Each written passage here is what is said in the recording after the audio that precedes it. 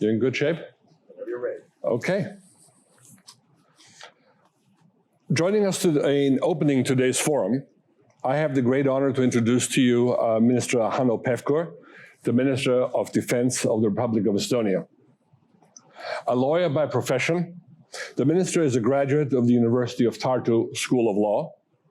He's a member of the Estonian Reform Party, the leading party in Estonia's governing coalition, and a member of parliament. He has held multiple ministerial portfolios in Estonia's government in the past, including Minister of the Interior, Minister of Justice, and Minister of Social Affairs, when he and I had the pleasure of working very closely together while I was ambassador in Estonia. Mr. Minister, welcome to Arizona State University, and thank you for agreeing to kick off ASU's forum on innovating for competitive statecraft. And let's get right into the key question about competitive statecraft, which we define as the integration and synchronization of all instruments of national power in deliberate campaigns during both peace and war to secure a nation's interest and to advance its values. So, Mr. Minister, does Estonia practice competitive statecraft by this definition, and how? Well, first of all, thank you very much for this invitation and giving me the opportunity also to share Estonia's view. Estonia is a small country, we have just 1.3 million people, and once when I was in the United Nations, before me there was an Indian minister speaking, and then I had to catch 500 people in the audience, and then I thought that how will do that. And then I thought that, then I said that, okay, Estonia and India are very similar. You have 1.3, we have 1.3, you just have billion and we have million. Very good. It's more or less the same with Arizona State University. When I compare that to my alma mater, to my home university in Tartu. So Arizona State University definitely has hundreds or even thousands of more students. So this is why it is an honor to discuss this with you here. And when we come to the competitive statecraft, I believe that we're not using that word in Estonia, but nevertheless, when I take all our approach to the governance, then we all understand that we can be so successful as we are only because using all the different levels and starting already from 91. So I just make maybe a small detour or a small tour back to 91. So when we regained our independence, then we said from the beginning that we want to do something what was done in the Soviet Union. So we had the occupation for 50 years. And before the Second World War, Estonia and Finland had the same GDP per capita. Even Estonia had a bit more. So in 50 years of occupation, we lost 17 times. So when we regained our independence, our GDP per capita was a bit over $1,000. Today, the difference between Estonia and Finland GDP per capita is less than 2 times. So we've catched Finland in these 30 years, and we will continue that. OECD said that the Estonian tax system is the most competitive in the OECD countries. So when I take the tax system, when I take the innovation, when I take the approach to the IT and all this innovation, so then definitely, yes, we are using all the means what we have in our power. And I believe that one major key aspect here is the trust from the people. So why we had the success is maybe that the trust from the people towards the government is very high. Also the trust towards the police, defense forces, rescue board, all the state institutions are very highly valued. Of course, not all the politicians, but this is obvious that but even the parliament has more than 50% of the trust. So, which means that we still can say today that our society is with us, with the government with our decisions. So I believe we have a bit more time to discuss also the IT changes we made or the infrastructure changes we made. But yes, in that sense, we are approaching to the governance in a, let's say, 360 approach that we try to involve everyone into our decision-making process. Mr. Minister, you used a very important term for us at ASU, and that is the word trust. In our leadership philosophy, in our character-driven leadership approach, we talk about the essence of leadership being trust. Could you say a few words as to how does your government, how do your institutions earn that level of trust that you just described in your country? Maybe I will use one of the examples from the healthcare. So also my background as a Minister of Social Affairs, covering also health and labor. When we had to make our reform in the healthcare and to go to the e-health, then first thing we decided was that we are not using the opt-in, but we are using opt-out data protection rules, which means that everything is open until you will not close them. So that means that you have to have a huge trust. And also when we take elections, then we just had parliamentary elections, so general elections on 5th of March. And over 50% of the votes were given electronically. So this is a remarkable step, you know, and historic day, it was a historic day on that sense, also in the world, that over 50% of the votes were given electronically. So what that means that, you know, I have had many discussions with my German colleagues, for instance, you know, that Germany is always very strict with the data protection. And then they say that we don't know what happens in the cybersphere or, you know, some, with your data. Then I asked that when we introduce the digital prescription, nowadays 99% of the prescriptions are prescribed electronically.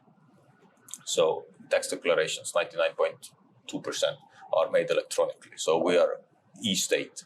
But when I then said to my colleagues that, how do you think that when you have your medical data in someone's drawer, and he will take this data on paper and make copies, let's say 100 copies of that, and spread to everyone, do you know about that? Obviously you don't. But when someone is looking into your data from the IT system, from the e-health, then there is a mark. So it's traceable. All the actions in the cyber field are traceable, and this builds the trust. And you know, this is why I believe that it's very, very important to understand why we made these steps, why we built this trust. And my understanding is very simple, that for each change, you need to have a political leadership. When you don't have a political leadership, nothing happens. So in 91, our first prime minister after regaining the independence was 34 years old. So we could pass, you know, all the old Soviet type approach. We didn't let any oligarchs to come into power, and we started from the scratch.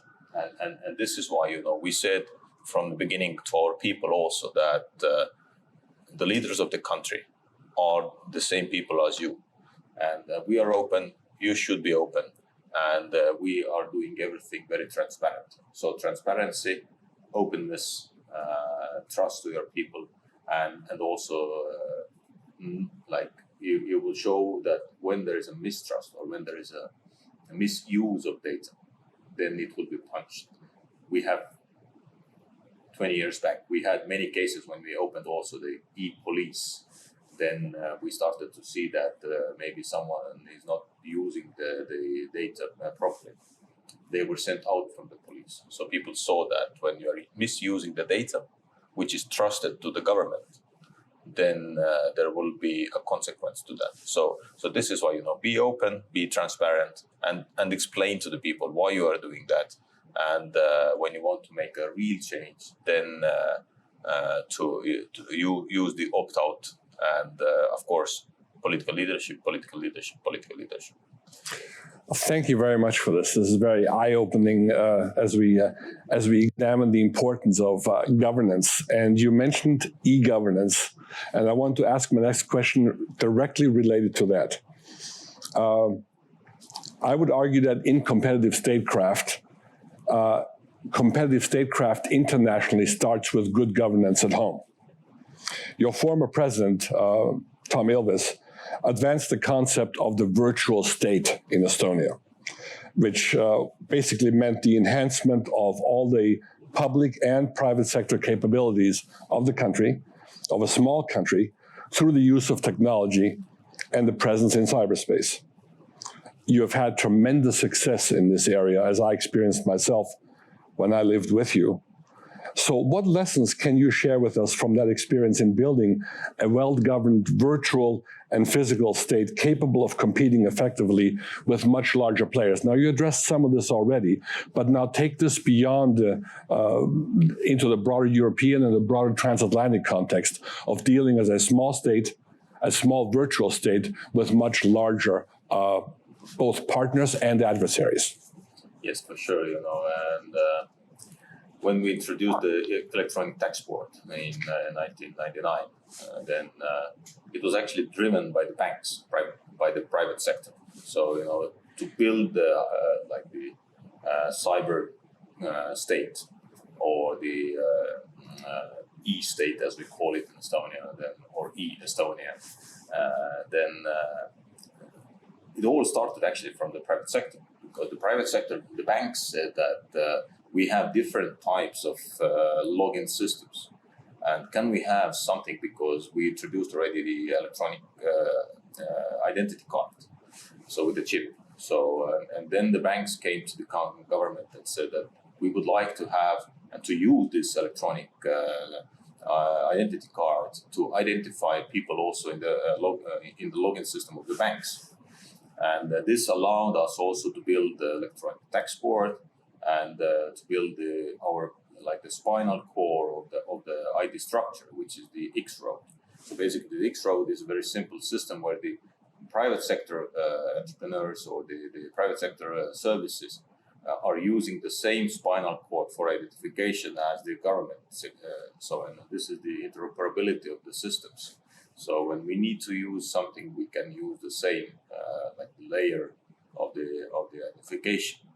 Now, and when things started to develop, like the electronic tax board, e-police, identification system, e-residency, what we have at the moment in place for foreigners, that they can come to register their company in Estonia, being an Estonian e-residence. This allows you, to stay in Phoenix, to have the another board member in Spain, in Barcelona, and the third board member in Tallinn, and you can send your all your papers to the electronic court system electronically. So you don't need to be. So you have the residency of Estonia, and you can be a e-resident of Estonia. So when we started to build all these different systems, then in one moment, because of the security situation, we faced the biggest hybrid attack, cyber attack in the world in 2007, when Russia attacked us, and this was the wake-up call also for the state players to look at the cyberspace and to look at the security a bit differently. And from this day on, I believe, as we managed this very well, Estonia started to be the leader of the cyber coalition, or the cyber sphere in the world, in Europe. And from that day on, we have built our structures, what we have. All again, together with private sector, we have the Cyber Defense League. So we have the Defense League, which is a military organization, like National Guard in states. So we have the Defense League, where the volunteers are coming to protect or to be members of the military organization. And then we started to build also the Cyber Defense League, where the private sector companies are coming together when there is a threat to the government or when there is a threat to the national IT systems. And when there is not enough capacity from the government institutions, then the private companies will come to help us.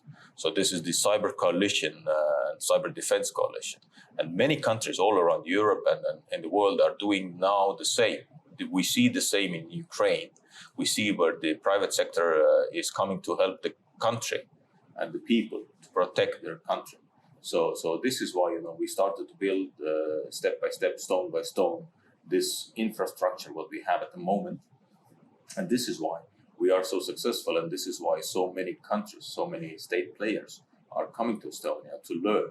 And this is why we are also helping Ukraine at the moment to build their cyber defense. And they are coming to study in Estonia. We are explaining why we are doing, how we are doing. And this is one of the shares what we can put to today at this very moment to help Ukraine to win this war. Well, you segued right into my next question, which we couldn't have a conversation without this key issue of what's going on in Ukraine, what's going on with Putin's invasion of that country. And Estonia, given its history, given its sober analysis of reality in European security today, as you have already mentioned, has taken a key leading role in supporting the Ukrainian people, both in word and in deed. And I wonder if you would share with us some words about what you see as the current imperatives of what we need to do now, right now, to help support Ukraine's fight against aggression against its people. Where do you see the next steps that we all need to take from the Estonian perspective? Well, first of all, we have to understand that the world is not the same anymore starting from 24th of February, our Independence Day, last year. So the security infrastructure or the security structure in Europe, in the world, has changed, and it will never be the same anymore with the war in Ukraine. So although the war started in 2014 already, so the escalation of the war, the full-scale war, started a year ago, 24th of February 22. And this is why we understood from the very beginning, even before this escalation, we sent already the first javelins to Ukraine, which helped to maintain actually the freedom of Kiev and not to take by Russians the airfields. And we understood that because we shared the same history. We know what the occupation means. We know what the aggression means. We know that the Russians came to Estonia, deported our people. So 25th of March is the commemoration day of Estonian deportation. So tens of thousands of people were taken away from their homes, taken to Siberia, and not let home. Most of them, or many of them, died there in Siberia. So what we see today in Ukraine, Russia is taking the kids from their homes, deporting them to Russia, killing innocent people, war crimes, crimes against humanity, etc. So this is why we don't have the luxury to say today that no, we're not helping Ukraine. And even being neutral is being against Ukraine at this very moment. So this is the scene setter that what we have to understand. Now what we can do more is that just to put that in perspective. When United States is the biggest contributor to Ukraine's help by volumes, then by per capita Estonia is the biggest in the world. So we have given 1% of our GDP to Ukraine as a military help, not even considering the civil help, but as a military help. We have given all our howitzers to Ukraine because we know what for they are fighting. They are fighting for the free world. They are fighting for the rule-based world. So we have the Rammstein format led by the United States, which is a very good initiative. And we have 54 countries there. When we take the GDP of these countries, the total help to Ukraine could be in amount of more than 500 billion euros or dollars. Because when everyone could do the same, what Estonia has done so far, when we talk 1%, and when we take today's help, so it's approximately 50 billions as a military aid. So we could do 10 times more when we all will do the same what Estonia has done so far in relative terms. Right. So this is why we don't have the luxury to say no to Ukraine, because this will define the future of European security, but not only European security. We have to understand that this war will define also the relations between China and Taiwan, and also the behavior of China, how China or how brave or how China will act against its neighbors, and how Russia will act against its neighbors. Because already in Madrid last year in the NATO summit, all the countries, including the United States, stated clearly that Russia is the biggest threat to NATO as an alliance. So this is why we don't have the luxury to say no, and this is why we have to put every effort we can at the moment to send to Ukraine as much military aid as possible. If I may follow up on that point, do you think we, the democratic, freedom-loving nations supporting Ukraine today, have the endurance and the patience to stick with this for however long it takes? Our president has said we'll do whatever it takes. And people in this country have said, well, what does it mean? Do you think we have the endurance? Do you think that Putin will wait us out? Or do you think we will be able to wait out Putin? Well, definitely there are different layers to that question. First is that do we have enough firepower to send to Ukraine? Second, how much or how long Russians can send their new equipment. So we see that they are sending already equipment from the 50s, from the 60s, to Ukraine. That I see that as a poker game at the moment. That who lasts longer, and for sure the free world has more resources because when we take the Gulf War, then the spending to Gulf War were approximately 1% of U.S. GDP. Today, it's not even close to that. And the same with many other countries. To Germany, it was almost 1.6% to GDP when we take the Gulf War. At the moment, Germany is not even close to that when we take the help to Ukraine. So we have the capacity. We have some new challenges in the West, because during the last 30 years, we didn't have any need to produce so much firepower. Let's say when we take the ammunition. So we started the initiative to send to Ukraine at least 1 million rounds of 155 millimeter shells. Right. And it was adopted only in 5 weeks in the European Union, which was historic achievement for the European Union.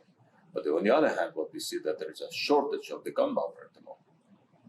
So when there's a shortage of the gunpowder at the moment on the market, then we have to ask that how we can overcome these challenges. And we have to ramp up also the production. And all the countries have to go to above 2% also in NATO when we talk about defense spending. US is way above that. Estonia has 2.8 this year, next year 3.2. So we are doing our share, but many others have to do the same in order to ramp up the production, in order to fill the stocks. So there is a lot to do, not only in helping Ukraine, but also to securing our own nations. So, but coming to the concrete question, I believe, yes, we have this understanding that we will help Ukraine as much as needed.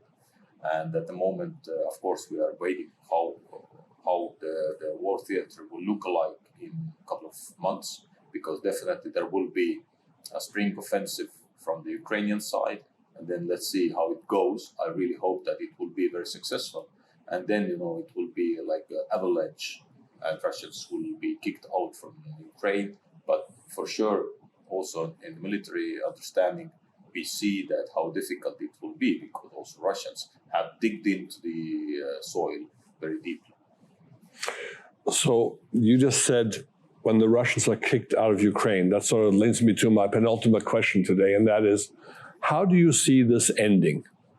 Where do you see, sooner or later, one hopes for, one looks for, one asks for an end to this, an end to the suffering, first of all, of the Ukrainian people, the restoration of peace in Europe, and the restoration of a sense of security in the transatlantic relationship. How do you see this ending, and where? Can you put your eye into the future and give us your assessment? Well, now we have to take a couple of hours.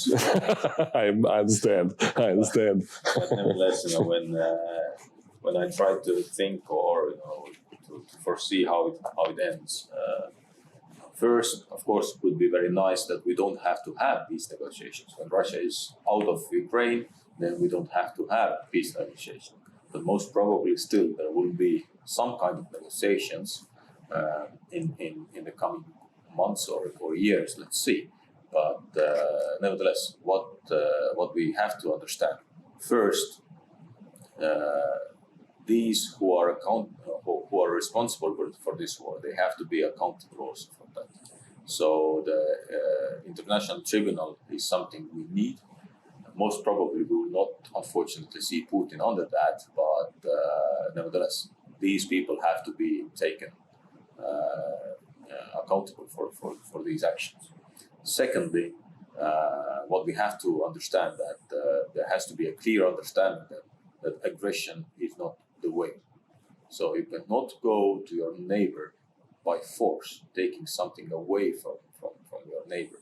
So this is the security structure we would like to see, that there is a clear statement and let's say not regulators but the understanding that aggression will not pay off. Mm-hmm. Third, definitely what we have to keep in mind that the open door policy of NATO and European Union has to be in place. When there is a will from the people and when there is a wish from the country, then and also the will from the club members when we talk about NATO, mm-hmm. Then this has to be still the policy that there is an open door policy. So when Ukraine wants to step into the NATO to get the security guarantees, what it needs, then it has to be in place. So and of course, at the end of the day, we cannot say here what are the conditions. It can be said only by Ukrainians. So we've seen that after the Second World War, or even before that, how the big ones will share the Europe. That you will take this part and you will take this mm-hmm. part. So mm-hmm. This is not the way. This cannot be the way to say to the sovereign country that someone will say instead of you how you should live. So this is the basic principle of also the United Nations. And we have to respect these basic principles of the human rights, of the international law, of the rule-based law. So when we can agree on these and on these terms, what Ukraine says that what they would like to see or how they are ready to end this war, then we can talk about the negotiations and then we can talk about peace terms, but not as it was put on the table today by China or some others that, let's start to talk. This is a trap, and this is not the way to go into the negotiations. If I may follow up, I certainly agree with you on that last. I'm agree with everything you just said about the entire situation, particularly about the last statement about China as well. Do I understand you correctly? If the question came up today, you as a member of NATO, about Ukrainian membership in NATO, would you support Ukrainian membership in NATO automatically? Estonia has been always very supportive towards Ukrainian membership in the European Union and also in NATO. The question is that, of course, during the war, we cannot make these decisions. And also we see, even with Sweden and Finland, that some members of NATO are using this situation to put their own conditions onto the table. So, and we see that it has nothing to do with the Swedish or Finnish capabilities. Right. but it's just purely political situation in Turkey before the elections, and also in Hungary, that they are trying to use this like hammer or this situation for gaining or for achieving some other political results. And this, from my opinion, or from my point of view, cannot be the way how NATO as a collective union acts. So when we have conditions, then all the members have to fulfill these conditions.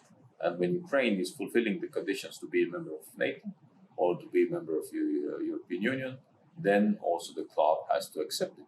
Because otherwise there is no, even in this club, is it NATO or European Union? Otherwise it's not the same union anymore. It's not the same club anymore when we are not obeying our own rules. So this is the point. Well, thank you. That's a very clear statement, and it couldn't be more clear and direct.